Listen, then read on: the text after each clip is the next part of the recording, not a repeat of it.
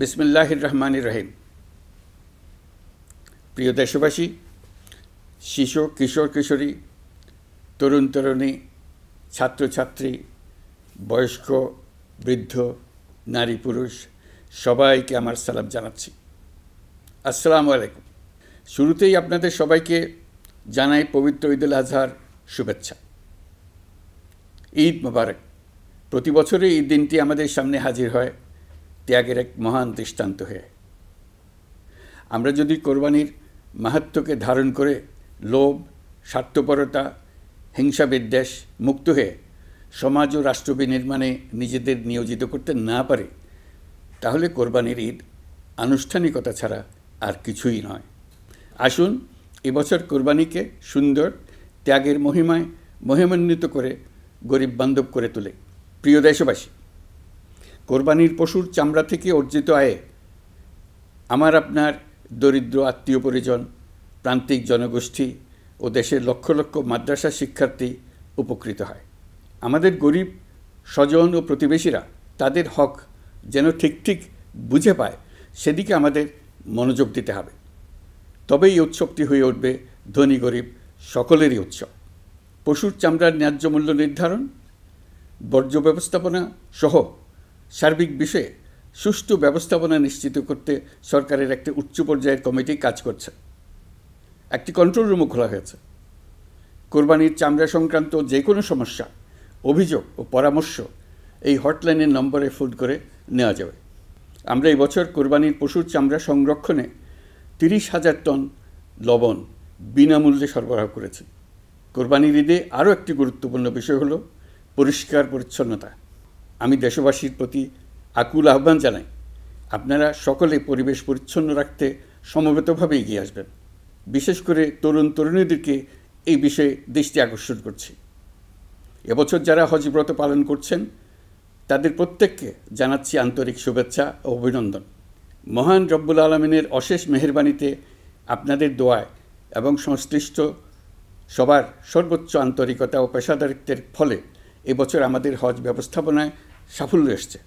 প্রথমবারের মতো সরকারি ব্যবস্থাপনায় লাব্বায়েক অ্যাপের মাধ্যমে হজের সার্বিক ব্যবস্থাপনা ও সেবা নিশ্চিত করা হচ্ছে। এখন পর্যন্ত হজ ব্যবস্থাপনায় কোনো অনিয়মের খবর আসেনি। টাকা দিয়েও হজে যেতে না পারার যন্ত্রণা কাউকে কাঁদতে হয়নি। হজ ক্যাম্প কিংবা বিমানবন্দরে কোনো হাজিকে প্রতিবাদ বিক্ষোভ করতে হয়নি। প্রথমবারের মতো সরকারি টাকায় কাউকে হজে পাঠানো হয়নি। প্রিয় দেশবাসী, ঈদুল ফিতরের অভিজ্ঞতাকে কাজে লাগিয়ে দীর্ঘমেয়াদে বাজারের জিনিসপত্রের দাম স্থিতিশীল রাখতে আমরা তৎপর হয়েছি। এবার কোরবানির ঈদেও কোনো জিনিসের দাম যাতে আকস্মিকভাবে বেড়ে না যায়, সেদিকে আমরা সর্বোচ্চ নজর দিয়েছি।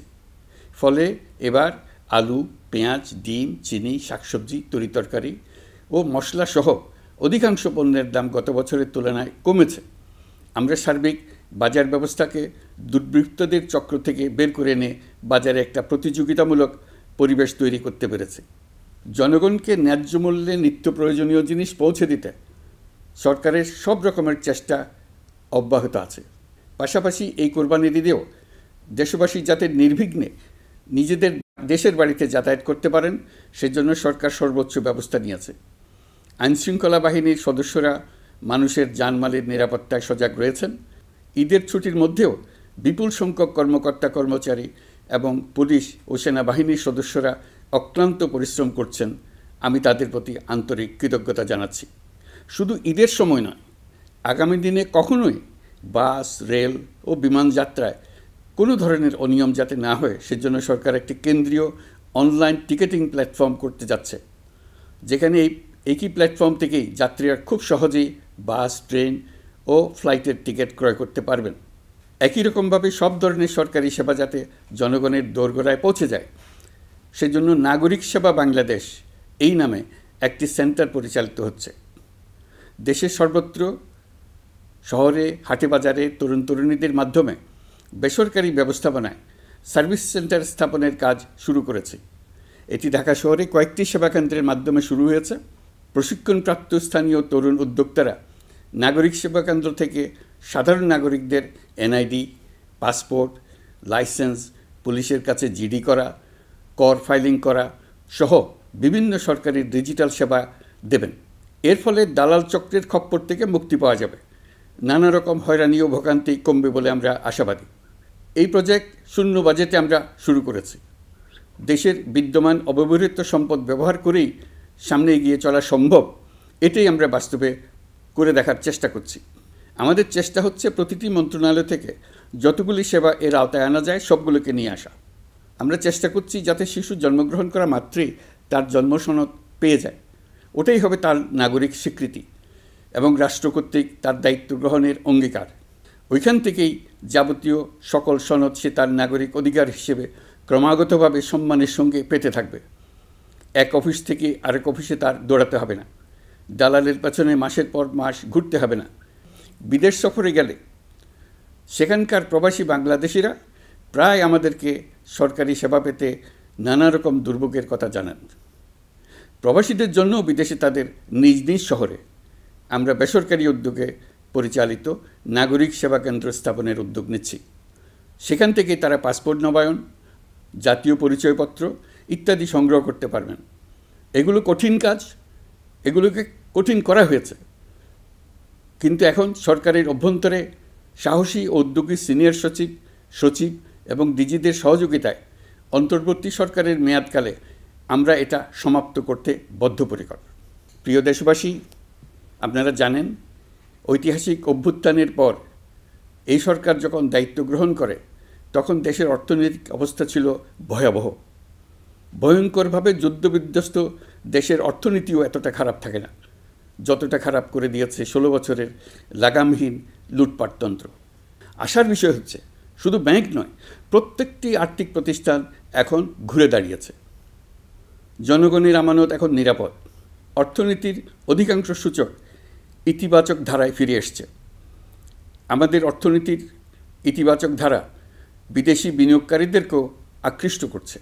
বৈদেশিক মুদ্রার রিজার্ভ শূন্যে নেমে যাওয়ার ভয়ে পতিত সরকার বিদেশি ব্যবসায়ীদের আয় নিজ দেশে নিতে দিচ্ছিল না। আমরা সেটা নিরসন করেছি, বৈদেশিক মুদ্রার রিজার্ভকে ইতিবাচক অবস্থায় নিয়ে আসতে পেরেছি। এই অর্থ বছরে আমরা চেষ্টা করেছি এমন একটি বাজেট দিতে যা সত্যিকার অর্থে জনকল্যাণমুখী হয়। দেশের ইতিহাসে প্রথমবারের মতো একটি বাজেট তার আগের বছরের চেয়ে ছোট হয়েছে। প্রবৃত্তিকেন্দ্রিক ধারণা থেকে সরে এসে আমরা চেষ্টা করেছি সামগ্রিক উন্নয়নের ধারণায় জোর দিতে। এই বাজেট প্রথাগত ভৌত অবকাঠামো তৈরির খতিয়ান নয়। এই বাজেটে প্রাধান্য দেওয়া হয়েছে মানুষকে। নজরদারি বৃদ্ধির ফলে রপ্তানি আয় বেড়েছে। অর্থনীতির দুঃসময়ে আমাদের প্রবাসী ভাই বোনেরা রেমিটেন্স যোদ্ধা হিসেবে এগিয়ে এসছেন, যার ফলে রেমিটেন্স প্রবাহ উল্লেখযোগ্যভাবে বৃদ্ধি পেয়েছে। আমি জাতির পক্ষ থেকে সকল রেমিটেন্স যোদ্ধাকে কৃতজ্ঞতা জানাচ্ছি। স্বৈরাচারী সরকারের পতনের পর অর্থ পাচার রোধে কঠিন পদক্ষেপ নিয়েছে অন্তর্বর্তী সরকার। এছাড়া পুরনো আমদানির দায় পরিশোধ হওয়ায় বৈদেশিক মুদ্রার রিজার্ভের উপরও চাপও কমেছে। রাজস্ব আদায় বাড়ানোর জন্য পূর্ব ঘোষণা অনুযায়ী জাতীয় রাজস্ব বোর্ড NBR ভেঙে অর্থ মন্ত্রণালয়ের অধীনে রাজস্ব নীতি বিভাগ এবং রাজস্ব ব্যবস্থাপনা বিভাগ নামে দুটি স্বতন্ত্র বিভাগ প্রতিষ্ঠা করা হয়েছে। এটি একটি বড় কাঠামোগত সংস্কার। এই সিদ্ধান্তের ফলে বিশাল আকারের দুর্নীতি কমবে, রাজস্ব ব্যবস্থার দক্ষতা বাড়বে, স্বার্থের দ্বন্দ্ব কমবে এবং রাজস্ব আহরণের আওতা সম্প্রসারিত হবে। অর্থনীতি সহ বিগত মাসগুলোতে সরকারের প্রত্যেকটি মন্ত্রণালয় ছোট বড় বহু সংস্কারের উদ্যোগ নিয়েছে। মোট 54টি মন্ত্রণালয়ে 1000-এরও উপরে সংস্কার ও উন্নয়ন সংক্রান্ত পদক্ষেপ নেওয়া হয়েছে। এর পাশাপাশি আমরা যে সংস্কার কমিশন করেছিলাম তাদের সুপারিশের মধ্য থেকে আশু করণীয় সুপারিশগুলো দ্রুত বাস্তবায়নের জন্য মন্ত্রণালয়গুলো কাজ করে যাচ্ছে। মে মাস পর্যন্ত বিভিন্ন সংস্কার কমিশন থেকে প্রাপ্ত সুপারিশের ভিত্তিতে 54টি মন্ত্রণালয়ে 129টি সুপারিশ বাস্তবায়ন করা হয়েছে। এই সকল সংস্কার কাজের মধ্যে কয়েকটি চুম্বক অংশ আজ আপনাদের সামনে তুলে ধরতে চাই। আইন ও বিচার বিভাগ মোট 33টি গুরুত্বপূর্ণ সুপারিশ ইতিমধ্যে বাস্তবায়ন করেছে। এর মধ্যে উল্লেখযোগ্য হল ইন্টারন্যাশনাল ক্রাইমস ট্রাইব্যুনাল অ্যাক্ট 1973 সংশোধন ও পুনর্গঠন করে আইনটি আন্তর্জাতিক মানের সাথে সামঞ্জস্যপূর্ণ করা। বিচার বিভাগীয় সংস্কার কমিশনের প্রস্তাব অনুযায়ী সুপ্রিম কোর্ট বিচারক নিয়োগ অধ্যাদেশ 2025 প্রণয়ন ও জারি করা হয়েছে। এর অধীনে প্রথমবারের মতো বাংলাদেশের ইতিহাসে গণবিজ্ঞপ্তির মাধ্যমে সুপ্রিম কোর্টে বিচারক নিয়োগের সুযোগ তৈরি হয়েছে। দেওয়ানি কার্যবিধির সংশোধন করা হয়েছে, যার ফলে এখন বাদীকে আর দিনের পর দিন সশরীরে আদালতে যেতে হবে না। এক একটি দেওয়ানি মামলা নিষ্পত্তি হতে আগে যত সময় লাগত, এই সংশোধনীর ফলে সময়সীমা অর্ধেকে কমিয়ে আনা সম্ভব হবে বলে আমরা মনে করছি। দেশের 1000-এর বেশি অবকাঠামো এবং প্রতিষ্ঠানের নাম পলাতক প্রধানমন্ত্রীর বাবা, মা, ভাই, বোন, আত্মীয় স্বজনের নামে প্রতিষ্ঠিত করা হয়েছিল। তার মধ্যে ছিল সেনানিবাস, বিমানঘাঁটি, নৌবাহিনীর জাহাজ, মেগা সেতু, সড়ক, স্থাপনা, স্কুল, কলেজ, বিশ্ববিদ্যালয়, হাসপাতাল, গবেষণা কেন্দ্র, আরও বহু কিছু। এগুলোর সব নাম পরিবর্তন করা হয়েছে। নারী ও শিশু নির্যাতন দমন আইন সংশোধন করা হয়েছে। প্রবাসী ভাই বোনদের অনেক দিনের দাবির পরিপ্রেক্ষিতে পাওয়ার অফ অ্যাটর্নি বিধিমালা সংশোধন করা হয়েছে। এখন পুরনো পাসপোর্টে নো ভিসা রিকোয়ার্ড স্টিকার থাকলে কিংবা জন্মসনদ থাকলে বিদেশ থেকে পাওয়ার অফ অ্যাটর্নি সম্পাদন করতে পারবে। আগামী 2 মাসের মধ্যে আইনগত সহায়তা কার্যক্রম ব্যাপকভাবে বিস্তার করা হবে। বছরে এখন গড়ে 35,000 মামলা নিষ্পত্তি হয়। আমাদের লক্ষ্য এটিকে 2 লক্ষ মামলায় উন্নতি করা। মামলা দায়েরের 48 ঘন্টার মধ্যেই যাদের বিরুদ্ধে মামলার কোনো ভিত্তি নেই তাদের বাদ দেওয়ার ব্যবস্থা করা হচ্ছে। আমরা সর্বোচ্চ চেষ্টা করেছি দেশের মানুষকে লুটপাটতন্ত্র থেকে বের করে আনতে। আপনারা জানেন, বিগত 16 বছরে উন্নয়নের নামে মেগা প্রকল্প নিয়ে কী পরিমাণ লুটপাট হয়েছে। মেগা প্রকল্পগুলো যেন হয়ে উঠেছিল মেগা ডাকাতির প্রকল্প। আমরা দায়িত্ব গ্রহণের পরপরই বিভিন্ন উন্নয়ন প্রকল্প পুনরায় মূল্যায়ন করে দেখেছি যে প্রায় সব প্রকল্পেই ভৌতিক ব্যয় ধরা হয়েছে। শুধুমাত্র সড়ক পরিবহন ও মহাসড়ক বিভাগ, সেতু বিভাগ, রেল মন্ত্রণালয়, বিদ্যুৎ বিভাগ, জ্বালানি ও খনিজ সম্পদ বিভাগ, এই 5টি বিভাগে ব্যয় সংকোচ করা হয়েছে 46,308 কোটি টাকা। এই টাকা দিয়ে জ্বালানি খাতে সমস্ত বকেয়া মিটিয়ে দিয়ে বকেয়ার পরিমাণ শূন্যে নামিয়ে আনা হয়েছে। বৈদেশিক ঋণ পরিশোধ করে সব ধরনের ঋণের ফাঁদ থেকে বেরিয়ে আসা আমাদের অগ্রাধিকার। দেশে বিনিয়োগ বাড়ানো ও নতুন কর্মসংস্থান তৈরিতে আমাদের গুরুত্ব দিতেই হবে। তা না হলে এদেশকে আমরা যে স্থানে নিয়ে যেতে চাই সেখানে নিয়ে যাওয়া সম্ভব হবে না। বিনিয়োগ ও কর্মসংস্থানের ব্যাপারে রাজনৈতিক দল ও জনগণ আমাদের সর্বাত্মক সমর্থন করছেন। সকলের মধ্যে ব্যাপক আগ্রহ, কৌতূহল আমাদের অনুপ্রেরণা যোগাচ্ছে। সংশ্লিষ্টদের সঙ্গে আলোচনা করে বিনিয়োগ পরিবেশ উন্নত করতে 30টি মূল সংস্কার কাজকে অগ্রাধিকার দেওয়া হয়েছে এবং ইতিমধ্যে 18টি সুপারিশ বাস্তবায়ন করা হয়েছে। বিনিয়োগ বান্ধব পরিবেশ গড়ে তুলতে এবং দেশি বিদেশি শিল্প প্রতিষ্ঠানের মধ্যে সংযোগ সৃষ্টি করতে আমরা সর্বোচ্চ চেষ্টা করে যাচ্ছি। গত অক্টোবর হতে মার্চ পর্যন্ত নেট বিদেশি বিনিয়োগ এসছে মোট 756 মিলিয়ন মার্কিন ডলার, অর্থাৎ প্রায় 9,247 কোটি টাকা। বাংলাদেশ ইনভেস্টমেন্ট সামিট 2025-এ নির্দিষ্ট খাতভিত্তিক সেশনের মাধ্যমে ব্যবসায়ী চেম্বার, ব্যাংক ও বেসরকারি খাতের অন্যান্য অংশীদারদের মধ্যে আলোচনা হয়েছে। ইনভেস্টমেন্ট সামিটে বিদেশি বিনিয়োগকারীরা ও রাজনৈতিক দলগুলোর মধ্যেও আলোচনার জন্য আলাদা ব্যবস্থা রাখা হয়েছিল, যাতে করে পরবর্তীতে যে দলই ক্ষমতায় আসুক না কেন তারা যেন বিনিয়োগ বান্ধব বাংলাদেশ গড়তে নিজেদের প্রতিশ্রুতির কথা জানাতে পারেন। সম্প্রতি চীনের বাণিজ্যমন্ত্রী চীনের 100টি কোম্পানির প্রায় 150 বিনিয়োগকারী ও ব্যবসায়ী নিয়ে বাংলাদেশে এসছেন। আমরা আশা করছি খুব দ্রুতই বড় আকারের বিদেশি বিনিয়োগ দেখতে পাব। সম্প্রতি আমি চীন, কাতার, জাপান সহ কয়েকটি দেশ সফর করেছি। এসব সফরেও বিভিন্ন বৈঠকে বাংলাদেশের অর্থনৈতিক সম্ভাবনা অগ্রগতির কথা তুলে ধরেছে। দ্বিপাক্ষিক বাণিজ্য বিনিয়োগের বিষয়ে ফলপ্রসূ আলোচনা হয়েছে। আরও বেশি সংখ্যক বাংলাদেশি যাতে বিদেশে কর্মসংস্থানের সুযোগ পায় সে চেষ্টা করেছে। বাংলাদেশে কাতারি বিনিয়োগকারীদের জন্য একটি বিশেষ অর্থনৈতিক অঞ্চল গড়ে তোলার বিষয়ে আমাদের মধ্যে আলোচনা হয়েছে। বাংলাদেশের লাখো লাখো ছেলেমেয়েরা মাদ্রাসায় পড়াশোনা করে, তাদের জন্য প্রযুক্তি শিক্ষা ও বিদেশি ভাষা শিক্ষা চালু করতে আমরা কাতার চ্যারিটির সাহায্য চেয়েছি। গত মাসে আমি জাপান সফরে গিয়েছিলাম। এই সফরে জাপানের প্রধানমন্ত্রী বাংলাদেশকে বাজেট সহায়তা ও রেলপথ উন্নয়নের জন্য $1 বিলিয়ন মার্কিন ডলারের ঋণ ঘোষণা করেছেন।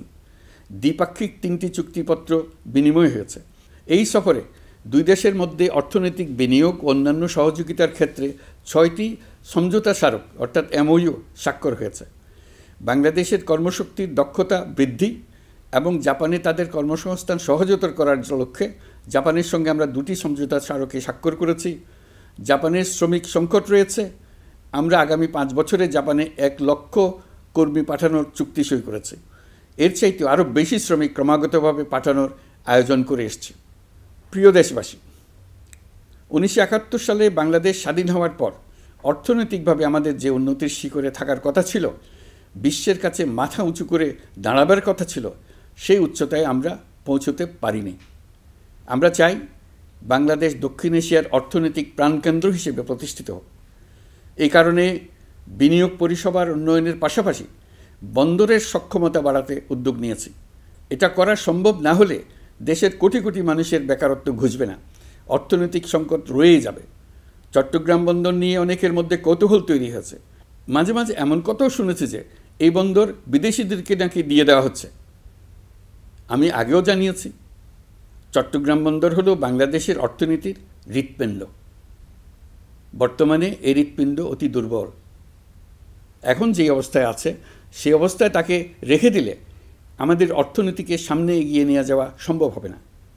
এই হৃৎপিণ্ডকে বড় করতে হবে, মজবুত করতে হবে, সুঠাম করতে হবে। তা করতে হলে বহু উদ্যোগ গ্রহণ করতে হবে, অভিজ্ঞদের সাহায্য লাগবে। আমরা যাদের সঙ্গে যোগাযোগ করেছি তারা বন্দর ব্যবস্থাপনায় বিশ্বের সেরা, সবচেয়ে অভিজ্ঞ।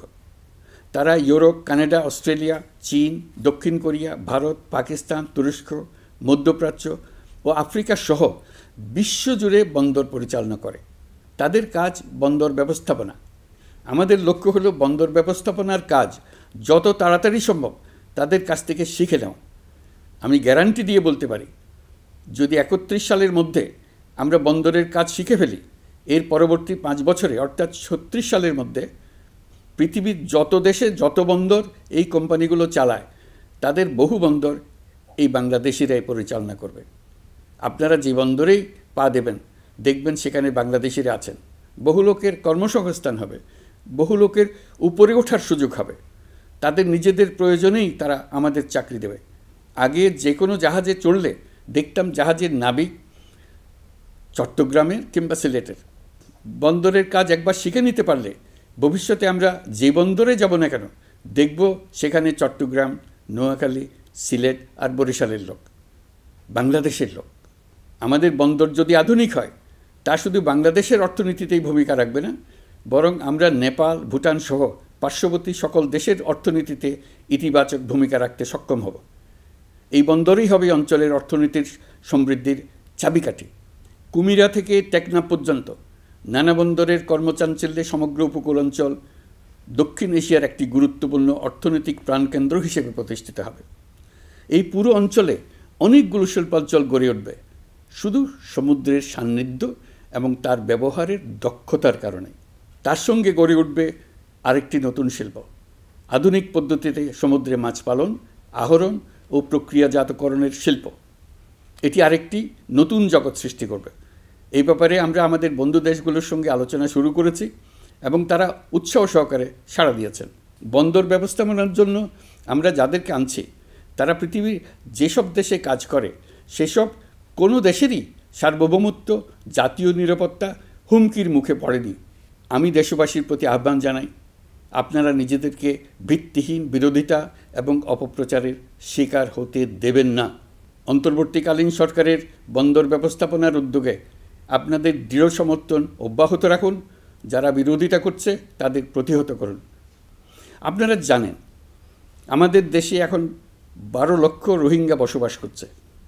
প্রায় 1 লাখ রোহিঙ্গা এসছে 2023 সাল থেকে 2024 সালের সেপ্টেম্বর সময়কালে, যখন রাখাইন রাজ্যে ব্যাপক যুদ্ধাবস্থা বিরাজ করছিল। সেখানে চলমান সংঘাত ও মানবিক পরিস্থিতির কারণে এখনও অনেকে আসতে চেষ্টা করছেন। রোহিঙ্গাদের বাংলাদেশে আসা বন্ধ করতে এবং যারা ইতিমধ্যে বাংলাদেশে অবস্থান করছেন তাদের প্রত্যাবাসনের জন্য আমরা উদ্যোগ নিয়েছি। আমরা যখন দায়িত্ব গ্রহণ করেছিলাম তখন রোহিঙ্গা ইস্যুটিকে প্রায় মৃত অবস্থায় পেয়েছিলাম। আন্তর্জাতিক এজেন্ডা থেকে ইস্যুটি ঝরে পড়েছিল। সেই অবস্থা থেকে আমরা ইস্যুটিকে বিশ্ববাসীর দৃষ্টির সম্মুখভাবে নিয়ে আসতে পেরেছি। আমি গত বছর সেপ্টেম্বর মাসে জাতিসংঘ সাধারণ পরিষদে রোহিঙ্গা বিষয়ক একটি আন্তর্জাতিক সম্মেলন অনুষ্ঠানের আহ্বান জানিয়েছিলাম। আপনারা জেনে খুশি হবেন, জাতিসংঘের সকল সদস্য রাষ্ট্র এই বিষয়ে একমত হয়েছেন এবং তারা একটি উচ্চ পর্যায়ের আন্তর্জাতিক সম্মেলন আয়োজনের সিদ্ধান্ত নিয়েছে। এই বছর সেপ্টেম্বর মাসে যুক্তরাষ্ট্রের নিউ ইয়র্কে এই সম্মেলনটি অনুষ্ঠিত হবে। একই সাথে রোহিঙ্গাদের প্রত্যাবাসনের জন্য আমরা আন্তর্জাতিক জনমত গঠন করতে পেরেছি। গত মার্চ মাসে বাংলাদেশ সফরে এসে জাতিসংঘের মহাসচিব অ্যান্তোনিও গুতেরেস পরিষ্কারভাবে ঘোষণা করেছেন যে মিয়ানমারে প্রত্যাবাসনই রোহিঙ্গা সমস্যার একমাত্র সমাধান। প্রত্যাবাসনের বিষয়ে আরেকটি বড় অগ্রগতি হচ্ছে মিয়ানমার সরকার কর্তৃক প্রত্যাবাসনযোগ্য রোহিঙ্গাদের সর্বপ্রথম তালিকা ঘোষণা। গত এপ্রিল মাসে ব্যাংককে বিমস্টেক সম্মেলনের সাইডলাইনে আলোচনার সময় মিয়ানমার সরকার প্রথমবারের মতো 1,80,000 রোহিঙ্গা প্রত্যাবাসনযোগ্য বলে ঘোষণা করেছে। রোহিঙ্গাদের প্রত্যাবাসনে ও আমাদের সীমান্তের নিরাপত্তা নিশ্চিত করতে মিয়ানমারের সরকার সহ সেখানকার বিদ্রোহী গোষ্ঠীর সাথে আনুষ্ঠানিক ও অনানুষ্ঠানিক যোগাযোগ রাখা হচ্ছে। আমরা যত দেশেই সফর করেছি সব দেশেই রোহিঙ্গা সংকট মোকাবেলায় রাষ্ট্রীয় নেতা ও সরকারের প্রতিনিধিদের সঙ্গে আলোচনা করেছি, তাদের সহযোগিতা চেয়েছে। তারা ইতিবাচকভাবে আমাদের আহ্বানে সাড়া দিয়েছেন। জাতিসংঘের মহাসচিব গত মার্চ মাসে ঢাকা সফরকালে রাখাইন রাজ্যে মানবিক বিপর্যয়ের মোকাবেলার জন্য একটি ত্রাণ চ্যানেলের প্রস্তাব করেছিলেন। তিনি বলেছিলেন এই প্রস্তাবটি রোহিঙ্গাদের প্রত্যাবাসনে সহায়ক হবে। বিষয়টি প্রস্তাব পর্যায়ে রয়ে গেছে।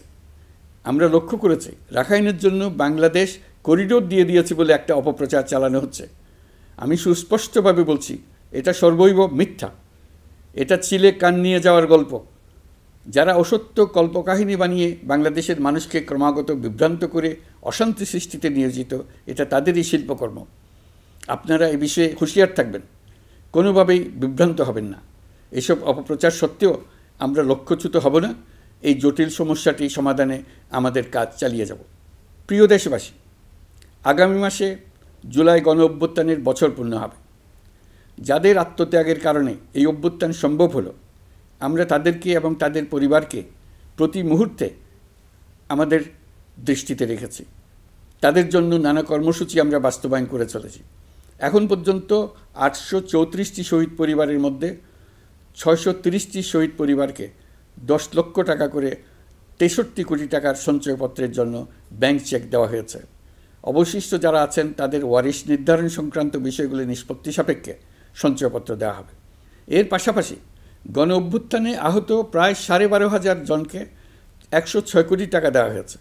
গণ অভ্যুত্থানে আহতদের মধ্যে সরকারি বেসরকারি বিভিন্ন হাসপাতালে এই পর্যন্ত 15,393 জন চিকিৎসা গ্রহণ করেছেন। স্বাস্থ্যসেবা বিভাগের মাধ্যমে 40 জন আর মুক্তিযুদ্ধ বিষয়ক মন্ত্রণালয়ের মাধ্যমে 11 জনকে উন্নত চিকিৎসার জন্য সিঙ্গাপুর, থাইল্যান্ড ও রাশিয়া পাঠানো হয়েছে। তাদের চিকিৎসা বাবদ এই পর্যন্ত সরকার 61 কোটি টাকা ব্যয় করেছে এবং এই ব্যয় অব্যাহত আছে। আরও 28 জন জুলাই যোদ্ধাকে উন্নত চিকিৎসার জন্য সিঙ্গাপুর, থাইল্যান্ড ও তুরস্কে পাঠানোর প্রক্রিয়া চলছে। এখন পর্যন্ত বিভিন্ন হাসপাতালে চিকিৎসাধীনদের যুক্তরাজ্য, যুক্তরাষ্ট্র, ফ্রান্স, সিঙ্গাপুর, থাইল্যান্ড, চীন, মালয়েশিয়া ও নেপাল থেকে 26 জন বিশেষজ্ঞ চিকিৎসক এসে বিনামূল্যে চিকিৎসা দিয়েছেন।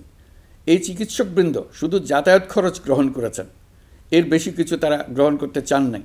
আমরা তাদের প্রতি কৃতজ্ঞ। এই পর্যন্ত শহীদ পরিবারগুলোকে সঞ্চয়পত্র প্রদান, আহত ব্যক্তিদের চিকিৎসা ও চেক প্রদান বাবদ সরকার মোট 285 কোটি টাকা ব্যয় করেছে। প্রিয় দেশবাসী, আমি শুরু থেকেই বলেছি, পতিত স্বৈরাচার বাংলাদেশকে যেভাবে ধ্বংসস্তূপ বানিয়েছে, সেখান থেকে নতুন করে যাত্রা শুরু করতে হলে ন্যূনতম 3টি আবশ্যিক কাজ সম্পন্ন করতে হবে। প্রথমত, বিচার ও জবাবদিহিতা প্রতিষ্ঠার উদ্যোগ দৃশ্যমান করে তোলা। দ্বিতীয়ত, রাষ্ট্রের গণতান্ত্রিক পুনর্গঠন ও প্রাতিষ্ঠানিক কাঠামোর সংস্কার সাধনে প্রয়োজনীয় ঐক্যমত ও পথনকশা তৈরি করা। তৃতীয়ত, একটি অবাধ, সুষ্ঠু ও শান্তিপূর্ণ নির্বাচন আয়োজন করে ক্ষমতা হস্তান্তরের গণতান্ত্রিক প্রক্রিয়া সম্পন্ন করা। এই লক্ষ্যে ধ্বংসপ্রাপ্ত নির্বাচন ব্যবস্থাকে স্থায়ীভাবে সংস্কার করা। এই 3টি ম্যান্ডেট হচ্ছে দেশবাসীর সাথে আমাদের চুক্তি। 24-এর শহীদের রক্তে ভেজা এই চুক্তি আপনাদের সার্বিক সমর্থন, আস্থা ও সহযোগিতা নিয়ে এবং পতিত শক্তি ও তার দোসরদের সৃষ্ট সকল বাধা বিপত্তিকে পরাভূত করে আমরা সম্মিলিতভাবে বাস্তবায়ন করতে সক্ষম হব বলে আমার দৃঢ় বিশ্বাস। গত বছর জুলাই আগস্ট মাসে সংঘটিত হত্যাযজ্ঞ সহ বিগত 16 বছরের গুম খুন নির্যাতনের সত্য উদ্ঘাটন এবং আর্থিক খাতের সীমাহীন দুর্নীতি, অনিয়ম ও অপরাধের বিচার প্রক্রিয়া আমরা শুরু করেছি। মানবতা বিরোধী অপরাধের বিচারের জন্য আন্তর্জাতিক অপরাধ ট্রাইব্যুনাল গঠনের পর প্রসিকিউশন টিম গঠন ও তদন্ত কর্মকর্তা নিয়োগের পাশাপাশি বিচারিক কার্যক্রম পরিচালনা প্রক্রিয়াধীন ছিল। যত দ্রুত সম্ভব বিচার কাজ শুরুর ব্যাপারে আমরা আশাবাদী ছিলাম। আপনারা জানেন, জুলাইয়ে সংঘটিত হত্যাযজ্ঞের বিচার ইতিমধ্যে শুরু হয়ে গেছে। বিচার কাজ যেন দ্রুত গতিতে সম্পন্ন হয় সেজন্য সরকারের পক্ষ থেকে যত রকম সহযোগিতা প্রয়োজন আমরা তা দিচ্ছি। বিচারের জন্য আন্তর্জাতিক অপরাধ ট্রাইব্যুনালের এজলাস কক্ষ ডিজিটাল প্রযুক্তিতে সমৃদ্ধ করা হয়েছে। ইতিহাসে প্রথমবারের মতো কোনো বিচার পর্ব আদালতের অনুমতিক্রমে সরাসরি কিংবা রেকর্ডকৃত পদ্ধতিতে গণমাধ্যমে প্রচারিত হচ্ছে। আমরা বিশ্বাস করি এতে করে বিচার বিভাগের প্রতি মানুষের আস্থা বাড়বে, বিচার নিয়ে অপপ্রচার বন্ধ হবে। প্রসিকিউশন বলছে, বিগত সরকার পতনের পর তাদের আজ্ঞাবহ ব্যক্তিরা বিভিন্ন গুরুত্বপূর্ণ সাক্ষ্য প্রমাণ বিনষ্ট করার চেষ্টা করেছে। থানা, হাসপাতাল সহ গুরুত্বপূর্ণ স্থানের দলিলপত্র পুড়িয়ে বা লুকিয়ে নষ্ট করার চেষ্টা করা হয়েছে। বিভিন্ন অপরাধমূলক স্থাপনার আকার, আকৃতি, দেয়াল ইত্যাদি ভেঙে এবং বিকৃত করে প্রমাণ লুকানোর চেষ্টা করা হয়েছে। বিভিন্ন ডিজিটাল এভিডেন্স যেমন ভিডিও, অডিও, ইন্টারনেট ডেটা যেগুলো ডিলিট বা ধ্বংস করার চেষ্টা করা হয়েছে, তদন্ত কর্মকর্তারা সর্বাধুনিক প্রযুক্তি ব্যবহার করে সেগুলো রিকভার এবং রেস্টোর করার কাজ করছেন। এই কাজে আমরা দেশবাসীর কাছেও সহযোগিতা কামনা করছি। স্বৈরাচারী সরকারের আমলে গত 16 বছরে রাজনৈতিক ভিন্নমত দমনের জন্য বিপুল সংখ্যক মানুষকে গুম করা হয়েছিল। এই মানুষগুলোকে এমন সব বন্দিশালায় আটকে রাখা হয়েছিল যাদের কোনোটির আয়তন ছিল মাত্র 3 ফিট বাই 3 ফিট। গুমের ঘটনা তদন্ত ও এই ভয়াবহ অপরাধের সঙ্গে যারা জড়িত তাদের বিচারের জন্য একটি স্বাধীন গুম সংক্রান্ত কমিশন নিরলসভাবে কাজ করে যাচ্ছে। তারা গুমের এমন রোমহর্ষক ঘটনা আবিষ্কার করেছে যা নিষ্ঠুরতার চূড়ান্ত সীমা ছাড়িয়ে গেছে। মানুষকে পেট কেটে সিমেন্টের বস্তা ঢুকিয়ে নদীতে ডুবিয়ে দেওয়া হতো, ইঞ্জেকশন দিয়ে অজ্ঞান করে জ্বলন্ত ইটভাটায় নিক্ষেপ করা হতো, ট্রেন ও গাড়ির নিচে ছুঁড়ে ফেলা হতো। কমিশন এখন পর্যন্ত 2টি অন্তর্বর্তীকালীন প্রতিবেদন জমা দিয়েছে। তারা এখনও প্রতিনিয়ত নতুন অভিযোগ পাচ্ছে। ইতিমধ্যে গুমের তদন্ত কার্যক্রমের জন্য ঢাকা শহরের 3টি, চাঁপাইনবাবগঞ্জ ও বগুড়া জেলায় 3টি গুমের কেন্দ্র পরিদর্শন ও সাক্ষ্য গ্রহণ করা হয়েছে। তদন্ত কাজে মানুষের সম্পৃক্ততা বাড়াতে বিশ্ববিদ্যালয়, মাদ্রাসা পর্যায়ে গণশুনানি গ্রহণ করা হয়েছে। মোট 8 শতাধিক শিক্ষার্থী, শিক্ষক, সাধারণ মানুষ গণশুনানিতে অংশ নিয়েছেন। গুম সংক্রান্ত বেশ কিছু অভিযোগ ইতিমধ্যে আন্তর্জাতিক অপরাধ ট্রাইব্যুনালের তদন্ত সংস্থার কাছে জমা হয়েছে। এছাড়াও এই সংক্রান্ত একটা আইন প্রণয়নের কাজ প্রায় শেষ পর্যায়ে আছে। অল্প কিছুদিনের মধ্যেই এটি চূড়ান্ত হবে বলে আশা করছি। গত 16 বছর ধরে এদেশের প্রতিটি স্তরে অপরাধ, অনিয়ম, দুর্নীতির ভাইরাস ছড়িয়ে পড়েছিল। এই রোগাক্রান্ত রাষ্ট্র ব্যবস্থাকে রোগমুক্ত করে জনগণের কল্যাণমুখী করতে হলে আমাদের রাজনৈতিক দলগুলোর সক্রিয় অংশগ্রহণ জরুরি। আমরা দায়িত্ব নেবার পর থেকেই রাজনৈতিক দলগুলোর সাথে নিয়মিত যোগাযোগ রেখেছি। বিভিন্ন ইস্যুতে রাজনৈতিক নেতাদের সঙ্গে আলাদা এবং একত্রিতভাবে বৈঠক করেছি। সর্বশেষ গত মাসের শেষ সপ্তাহেও বিভিন্ন রাজনৈতিক দলের নেতৃবৃন্দের সঙ্গে আমি বৈঠক করেছি এবং চলতি সপ্তাহে জাতীয় ঐক্যমত কমিশনের 2য় পর্বের আলোচনা শুরু করেছি। সরকার পরিচালনায় তারা তাদের গুরুত্বপূর্ণ মতামত তুলে ধরেছেন। রাজনৈতিক দলগুলো শুরু থেকে আমাদের সাথে সহযোগিতা করে আসছেন এবং সবসময় তারা সহযোগিতা অব্যাহত রাখার প্রতিশ্রুতি দিয়েছেন। প্রিয় দেশবাসী, আপনাদের নিশ্চয় মনে আছে জুলাই গণঅভ্যুত্থানের নেতৃত্ব অংশ নেওয়া শিক্ষার্থীরা একটি জুলাই ঘোষণাপত্র দেওয়ার কথা জানিয়েছিল। তারা আমাকেও সেখানে আমন্ত্রণ জানায়। আমি বলেছিলাম দেশের সকল রাজনৈতিক ব্যক্তিবর্গ, নাগরিক সমাজের প্রতিনিধি সহ অন্যদের সঙ্গে নিয়ে সকলে মিলে এই ঘোষণাপত্র দেওয়া ভালো হবে। এর পাশাপাশি আগামী জুলাই মাসেই সকল রাজনৈতিক দলের ঐকমত্যের ভিত্তিতে একটি জুলাই সনদ প্রস্তুত করে আমরা জাতির সামনে উপস্থাপন করতে পারব বলে আশা করছি। এই জুলাই সনদ হলো একটি প্রতিশ্রুতি, একটি জনকল্যাণমুখী রাষ্ট্র নির্মাণের জন্য সংস্কার কমিশন যে প্রস্তাবগুলো দিয়েছে সেগুলোর মধ্য থেকে রাজনৈতিক দলগুলো যে কয়টিতে একমত হয়েছে তার তালিকা থাকবে এই সনদে। জুলাই সনদে স্বাক্ষর করে তারা জাতির কাছে সেগুলো বাস্তবায়নের অঙ্গীকার করবে। জুলাই সনদ অনুযায়ী আশু করণীয় সংস্কার কাজগুলো আমরা বাস্তবায়ন করতে প্রতিজ্ঞাবদ্ধ। বাকি অংশের বেশ কিছু কাজও আমরা শুরু করে যেতে চাই। আশা করি অবশিষ্ট অংশ পরবর্তীতে নির্বাচিত সরকারের মাধ্যমে বাস্তবায়ন অব্যাহত থাকবে। প্রাতিষ্ঠানিক সংস্কারের দৃঢ় প্রতিশ্রুতি বাস্তবায়নে আমাদেরকে দৃঢ়ভাবে এবং ঐক্যবদ্ধভাবে এগিয়ে যেতে হবে। এর কোনো বিকল্প নেই। এর বাস্তবায়নের মাধ্যমে পুরো বিশ্বের কাছে দেশের নতুন ঐক্যবদ্ধ ভাবমূর্তি তুলে ধরা যাবে। বিশ্বব্যাপী সবার কাছে জাতি হিসেবে বাংলাদেশের শক্তি সম্পর্কে স্পষ্ট ধারণা তৈরি হবে। ঐকমত্য কমিশন গঠন করা আমাদের একটি দুঃসাহসিক উদ্যোগ ছিল। অন্য কোনো দেশে এমন কোনো নজির নেই। এর মাধ্যমে আমরা জাতি হিসেবে রাজনৈতিক গভীরতার সন্ধান পেয়েছি। রাজনৈতিক ঐক্যে পৌঁছার জন্য ঐকমত্য কমিশনের সঙ্গে সকল দলের দলগত প্রস্তুতি, ঘণ্টার পর ঘণ্টা কমিশনের সঙ্গে ঐকান্তিক আলোচনা, জাতীয় লাইভ টেলিভিশনের সামনে সকল দলের ঐকমত্যে পৌঁছার একান্ত প্রয়াস আমাদের রাজনৈতিক ইতিহাসে স্মরণীয় হয়ে থাকবে। এই কমিশনের চেয়ারম্যান হিসেবে আমি সকল রাজনৈতিক দলের কাছে তাদের সীমাহীন ধৈর্য এবং কমিশনের প্রতি তাদের সহযোগিতা এবং সৌজন্য প্রকাশের জন্য জাতির পক্ষ থেকে ধন্যবাদ জানাচ্ছি। আশা করি আমাদের অসমাপ্ত কাজ সমাপ্ত করে শিগগিরই পূর্ণাঙ্গ জুলাই সনদ তৈরি করে জাতির জন্য একটা নতুন পথ নির্দেশনা রেখে যেতে পারব। এই কমিশনের অভিজ্ঞতার মাধ্যমে দেশের যে নতুন রাজনৈতিক সংস্কৃতি গড়ে ওঠার সম্ভাবনা দেখা দিয়েছে, আগামী নির্বাচনের মাধ্যমে যদি সেটা বিকাশমানভাবে স্থায়ী রূপ দিতে পারে তাহলে আমরা ভবিষ্যতের সকল রাজনৈতিক সংকট মোকাবেলা করতে সক্ষম হব।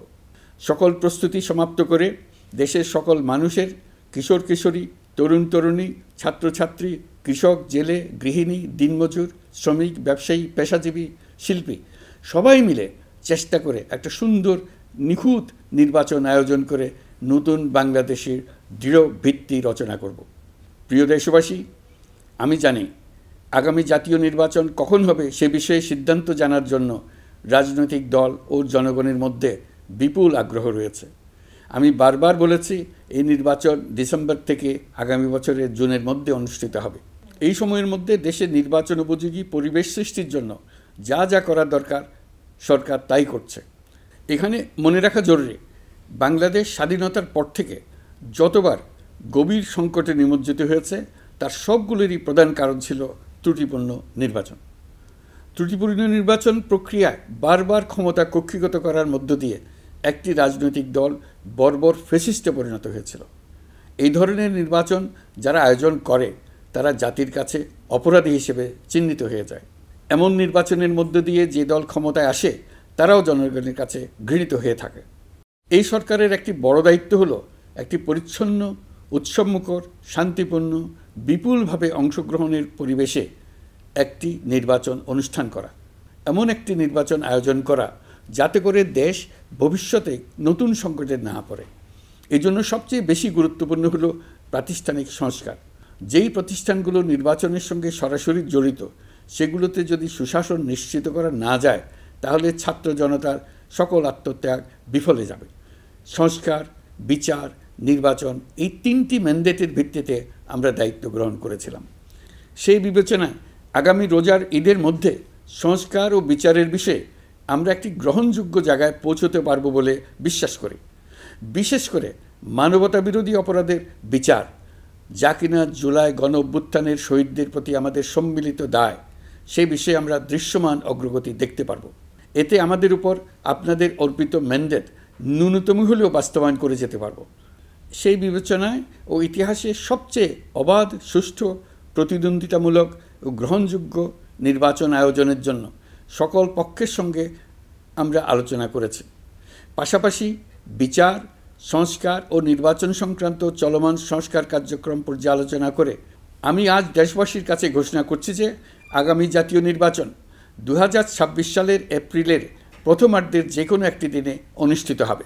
এই ঘোষণার ভিত্তিতে নির্বাচন কমিশন উপযুক্ত সময়ে আপনাদের কাছে নির্বাচনের বিস্তারিত রোডম্যাপ প্রদান করবে। আমরা এমন নির্বাচন চাই যা দেখে অভ্যুত্থানের শহীদদের আত্মা তৃপ্তি পাবে, তাদের আত্মা শান্তি পাবে। আমরা চাই আগামী নির্বাচনে সবচেয়ে বেশি ভোটার, সবচেয়ে বেশি প্রার্থী ও দল অংশ নেক। এটা সবচেয়ে অবাধ, সুষ্ঠু ও নিরপেক্ষ নির্বাচন হিসেবে জাতির কাছে স্মরণীয় হয়ে থাকুক। 1.5 যুগ পরে দেশে সত্যিকারের একটি জনপ্রতিনিধিত্বশীল সংসদ গঠিত হবে। বিপুল তরুণ গোষ্ঠী এবার জীবনে প্রথম ভোট দেওয়ার সুযোগ পাবে। এসব লক্ষ্যে প্রয়োজনীয় সকল পদক্ষেপ নেওয়ার জন্য আমরা জাতির কাছে অঙ্গীকারবদ্ধ। আমি দেশবাসীর প্রতি আহ্বান জানাই, আপনারা সকল রাজনৈতিক দল এবং আপনাদের এলাকার প্রার্থীদের কাছ থেকে সুনির্দিষ্ট অঙ্গীকার আদায় করে নেবেন, যেন আগামী সংসদের প্রথম অধিবেশনেই যেসব সংস্কারের প্রশ্নে ঐকমত্য অর্জিত হয়েছে তা কোনো প্রকার কাটাছেঁড়া ছাড়াই যেন তারা অনুমোদন করেন।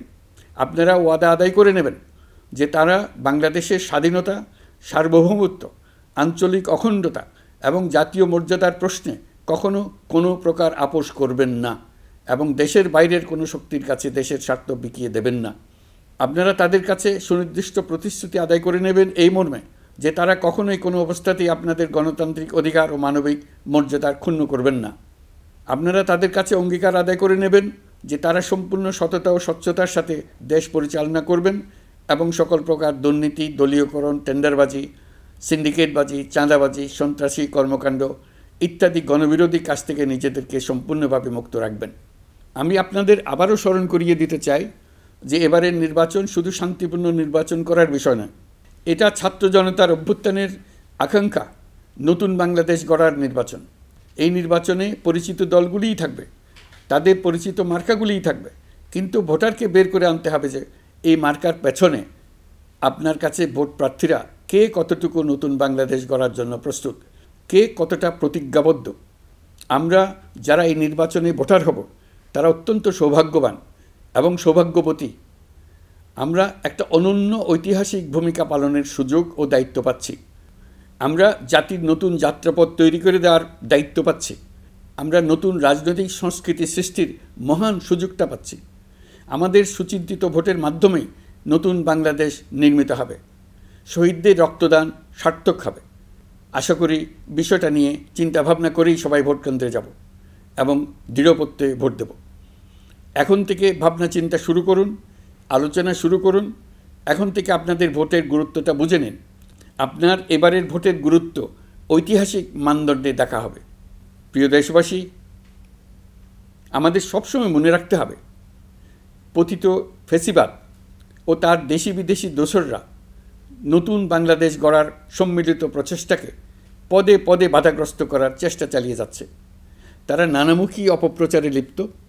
তারা সবসময় চাইবে জুলাই অভ্যুত্থানের মাধ্যমে তৈরি হওয়া জাতীয় ঐক্যের শক্তিকে পরাভূত করতে, গণতান্ত্রিক আকাঙ্ক্ষা বাস্তবায়নের প্রচেষ্টাকে লাইনচ্যুত করতে এবং বাংলাদেশকে পুনরায় করায়ত্ত করতে।